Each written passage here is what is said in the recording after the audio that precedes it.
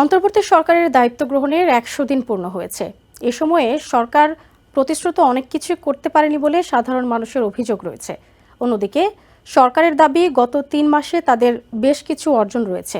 আগামী ৩ মাসে আরও কিছু অগ্রগতি দৃশ্যমান হবে বলেও দাবি করা হয় সরকারের পক্ষ থেকে। বাংলাদেশে গণ আন্দোলনের মুখে শেখ হাসিনা ক্ষমতাচ্যুত হওয়ার পর ডক্টর ইউনূসের নেতৃত্বে অন্তর্বর্তী সরকার দায়িত্ব নেয়। শুক্রবার এই সরকারের ১০০ দিন পূর্ণ হয়েছে। দায়িত্ব নেয়ার পর থেকেই এই সরকারের ওপর দেশের মানুষের যেমন আস্থা ছিল, তেমনই ছিল প্রত্যাশা। সরকারের পক্ষ থেকেও নানান প্রতিশ্রুতি দেওয়া হয়েছিল। তবে ১০০ দিন পূর্ণ হলেও সরকারের দেয়া অনেক প্রতিশ্রুতির ক্ষেত্রেই তেমন দৃশ্যমান অগ্রগতির লক্ষ্য করা যাচ্ছে না বলে অভিযোগ সাধারণ মানুষের। অন্যদিকে উপদেষ্টাদের দাবি তারা লক্ষ্য পূরণে সর্বোচ্চ চেষ্টা করছেন। তাছাড়া আগামী ৩ মাসের মধ্যে তাদের চেষ্টার ফলাফল পুরোপুরি দৃশ্যমান হবে বলেও দাবি করছেন তারা। দায়িত্ব নেয়ার পর সবচেয়ে বেশি যে বিষয়টির উপর অন্তর্বর্তী সরকার গুরুত্ব দিয়েছিল সেটি হলো সংস্কার। গণ অভ্যুত্থানের ১ মাসের মাথায় সংবিধান, নির্বাচন ব্যবস্থা, পুলিশ, বিচার বিভাগ, দুর্নীতি দমন ও জনপ্রশাসন বিভাগ সংস্কারের ৬টি আলাদা কমিশন গঠন করে সরকার। পরবর্তীতে এই তালিকায় যুক্ত হয় স্বাস্থ্য বিষয়ক সংস্কার কমিশন, গণমাধ্যম সংস্কার কমিশন, শ্রমিক অধিকার বিষয়ক সংস্কার কমিশন এবং নারী বিষয়ক সংস্কার কমিশন।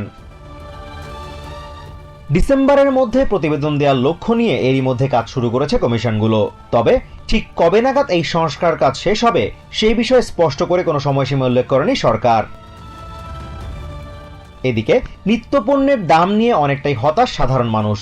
ইউনূস সরকার দায়িত্ব নেয়ার পর সাধারণ মানুষের প্রথম প্রত্যাশাই ছিল বাজারে পণ্যের দাম সহনশীল মাত্রায় নেমে আসবে। এই বিষয়টি সরকারও বুঝতে পেরেছে। খাদ্য উপদেষ্টা আলী ইমাম মজুমদার নিজেও দ্রব্যমূল্য নিয়ে ব্যক্তিগত জীবনে হিমশিম খাওয়ার কথা স্বীকার করেছেন। অন্যদিকে এই ৩ মাসে সরকার বৈদেশিক মুদ্রা রিজার্ভের ক্ষেত্রে বেশ কিছুটা সফলতা অর্জন করতে পেরেছে।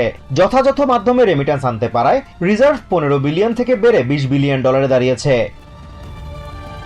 তবে শপথ নেয়ার পর সরকার অগ্রাধিকার ভিত্তিতে যে কাজটি সম্পন্ন করার কথা বলে আসছে সেটি হলো জুলাই আগস্টের গণহত্যার বিচার।